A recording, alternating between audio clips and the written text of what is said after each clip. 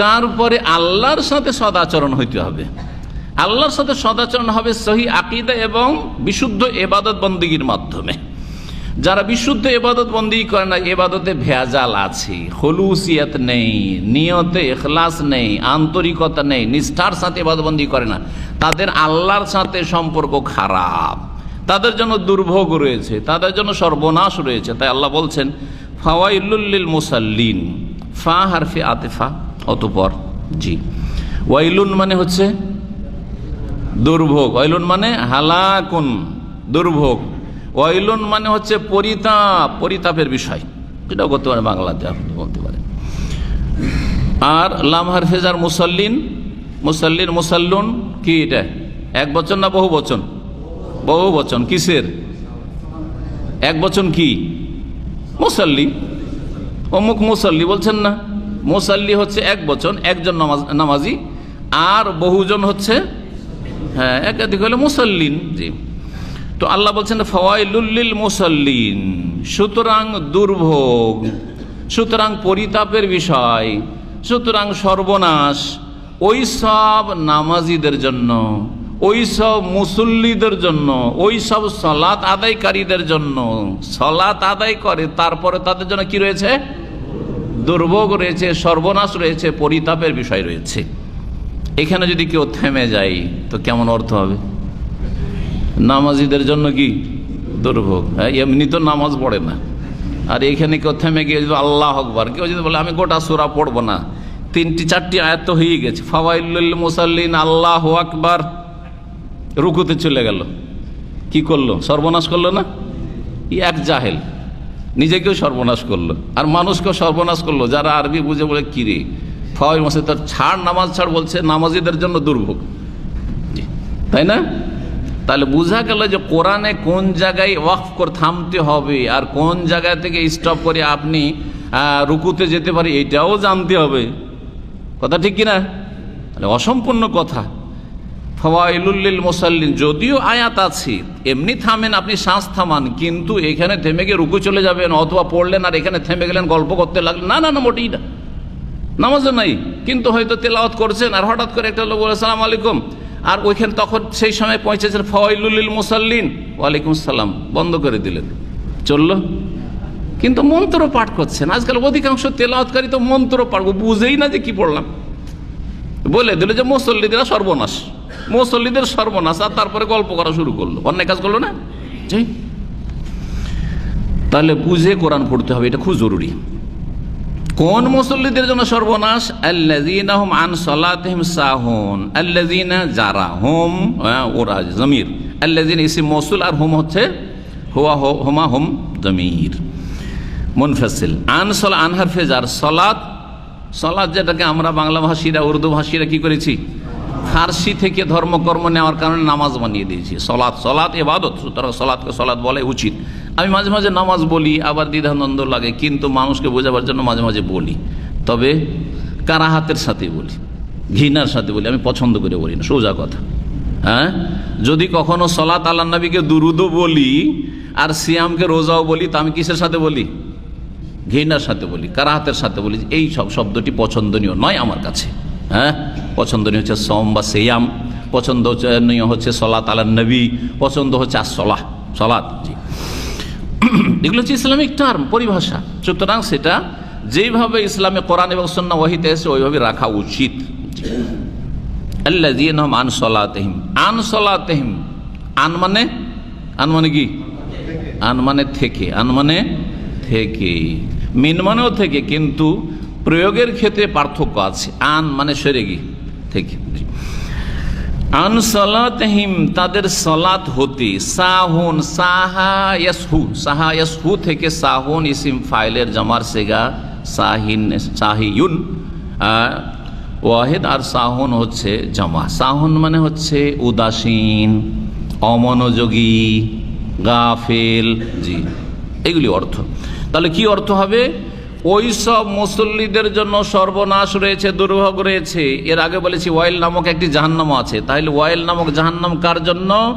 ওই রকমের মুসল্লিদের জন্য, নামাজিদের জন্য। আল্লাযীনা হুম আন সালাতিহিম সাহুন, যারা তাদের সালাত সম্পর্কে বা সলাত হতে উদাসীন, যারা তাদের সলাত হতে উদাসীন, যারা তাদের নামাজে অমনোযোগী, উদাসীন তর্জমা করেন অমনোযোগী করেন। জি হ্যাঁ, জি। এর মানে এই নয় যে যারা নামাজে ভুলে যায়, কারণ সাহায়াসু মানে ভুলে যাওয়া হয়, সাহায়াসু মানে ভ্রম হয়ে যাওয়া, সাহুন মানে ভ্রম, সাহুন মানে ভুলে যাওয়া, অনিচ্ছাকৃত ভুলে যাওয়া, এটাকে সহ। এই জন্য সিজদা সহকে কি বলে? কখন হয় সিজদা সহ? যখন ভুলে গেছেন, কম করে দিয়েছেন ভুলে যাওয়ার কারণে, বা ভুলে যাওয়ার কারণে কি করে দিয়েছেন, বেশি করে দিয়েছেন, বা ভুলে যাওয়ার কারণে সন্দেহ হয়ে গেছে, সবখানে কিন্তু ভুলে যাওয়া আছে, তাই না? তিনটি ক্ষেত্রে যে সুজুদে সহ বা সিজদা সহ আছে, তিনটি ক্ষেত্রেই ভুলে যাওয়া কাজ করছে। তো যদি কেউ সালাত আদায় করতে করতে ভুলে যায় যে 3 রাকাত পড়লাম না 4 রাকাত, আমি আত্তাহিয়াত প্রথমটা পড়লাম কি পড়লাম না, অমুক কাজটা করলাম কি করলাম, 2 সিজদা করলাম না 1 সিজদা, এরকম যদি সন্দেহ হয়ে যায়, তাহলে কি জাহান্নামে যেতে হবে নাকি? তাহলে হ্যাঁ, জাহান্নামে যেতে হবে? না, যেতে হবে না, না যেতে হবে না। খুব সুন্দর কথা বলেছেন একজন তাবেঈ আতা ইবনে দিনার, আতা ইবনে দিনার, ইবনে কাসির রহমাতুল্লাহ তার উক্তিটা উল্লেখ করে শোনাই আপনাদেরকে, পরে বুঝাচ্ছি। আলহামদুলিল্লাহিল্লাযী ক্বালা আন সালাতিহিম সাহুন, আল্লাহর যাবতীয় প্রশংসা, সেই সত্তার যাবতীয় প্রশংসা, গুণগান শুকরিয়া, যিনি বলেছেন আল্লাযীনা হুম আন সালাতিহিম সাহুন, আন দিয়ে বলেছেন। ওয়ালাম ইয়াকুল ফি সালাতিহিম সাহুন, এই কথা বলেনি যে ফাওয়াইলুল লিল মুসাল্লিন আল্লাযীনা হুম ফি সালাতিহিম সাহুন, বলেননি, ফি বলেননি, বলেন কি বলেছেন?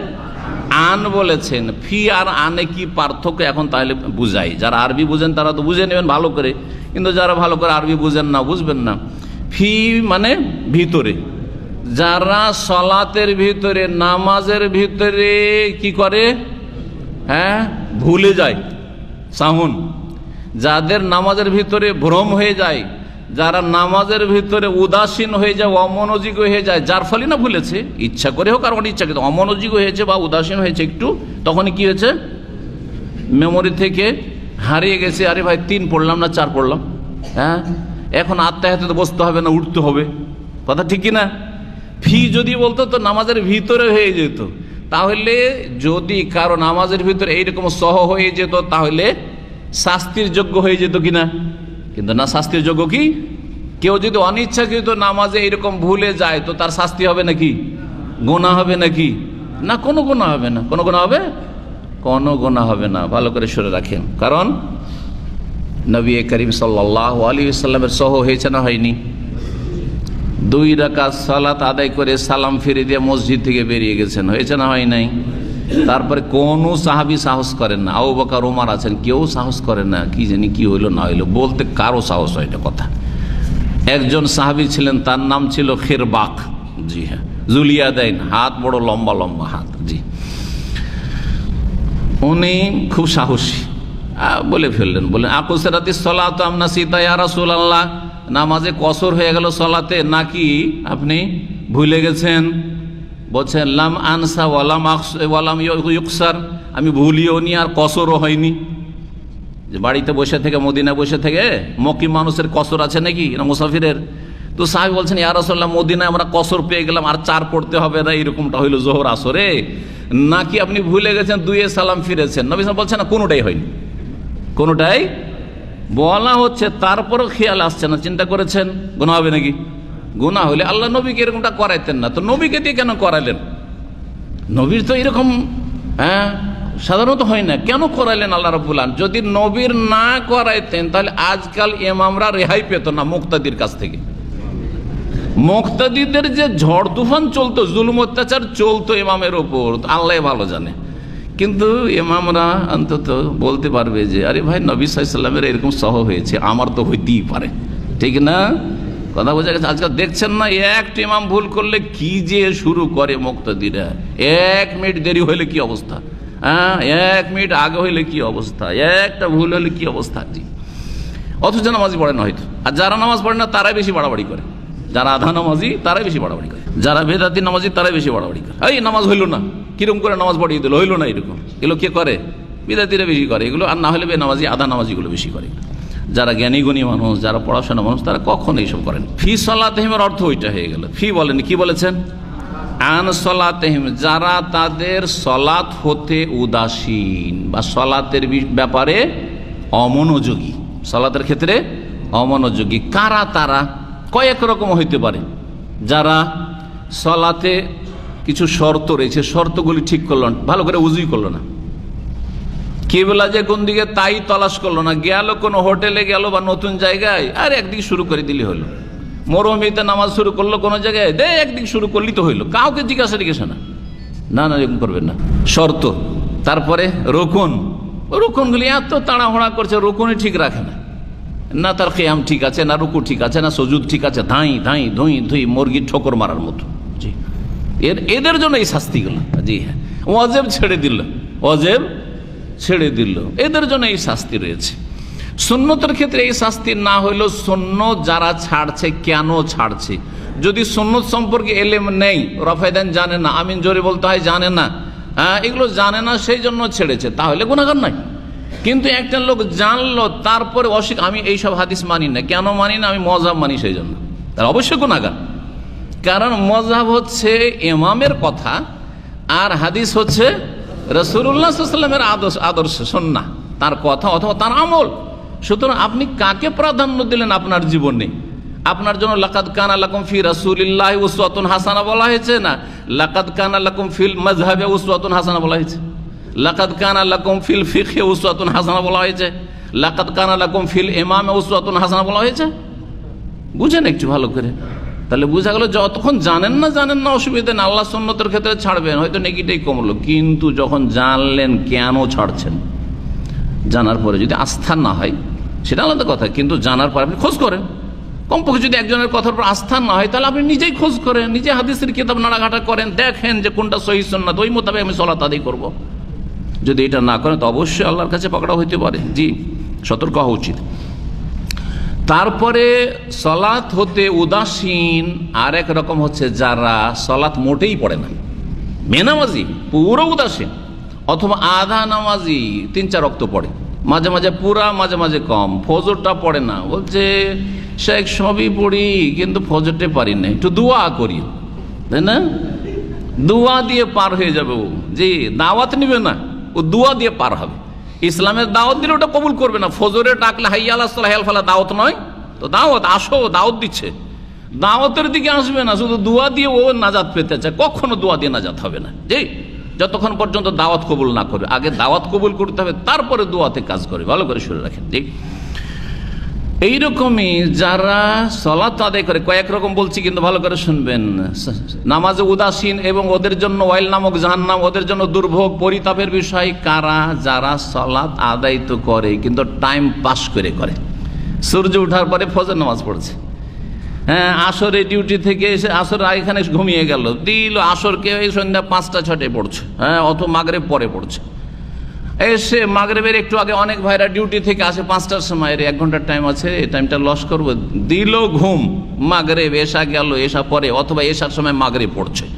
এদের জন্য ওয়াইল নামক জাহান্নাম রয়েছে, এদের জন্য দুর্ভোগ রয়েছে, এদের জন্য সর্বনাশ রয়েছে, এদের জন্য পরিতাপের বিষয় রয়েছে, ভালো করে শুনে রাখেন। জি, এইরকমই যারা বেদাতি সালাত আদায় করে কিন্তু নাওয়াইতো দিয়ে শুরু করে, যাই নামাজের দোয়া দিয়ে শুরু করে, আনা ইমামুল লিমান হাজারা ইয়ামাল্লাম ইয়াহজুরু, অথবা ইক্তাদাইতু বিহাজাল ইমামের মুক্তাদি, আর সম্মিলিত মোনাজাত, এসব বিদাত দিয়ে সালাত পড়ে।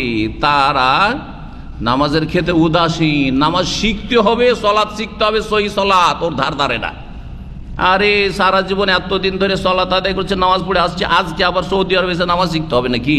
হ্যাঁ, জানি না, অনেক শিক্ষিত লোকেরা আছে, দুনিয়ার শিক্ষা শিক্ষিত, ওরা 5 ওয়াক্ত সালাত পড়ে কিন্তু সহি সালাত শিখার কোনো চেষ্টা নেই। জানছে যে নামাজে ভিন্নতা দেখছি, অন্যরা অন্যরকম পড়ছে, তাহলে কোনটা ঠিক? প্রশ্ন জাগে না? প্রশ্ন জাগছে, কিন্তু ভিতরে একটা অহংকার কাজ করছে, অথবা গোঁড়ামি কাজ করছে, একটা অন্ধত্ব, তাকলিদে আমা, অন্ধ অনুসরণ কাজ করছে, অতিভক্তি কাজ করছে। আমাদের এত বড় বড় হুজুরা ভুল করেছে, যেটা এতদিন পড়ে এলাম ওইটাই করব, আর বুঝাবুঝি নেই। ওয়াকালু কুলুবুনা গুলফুন, ওদের মনের কথা হচ্ছে আমাদের অন্তর হচ্ছে আবৃত, আর অন্য নতুন কথা জানার দরকার নেই। দরকার নেই ওইসব কথা জানা, অথচ নতুন না, ওইটাই পুরাতন কোরআনে বা হাদিসের কথা, যে সাল্লু কামা রাআইতুমুনি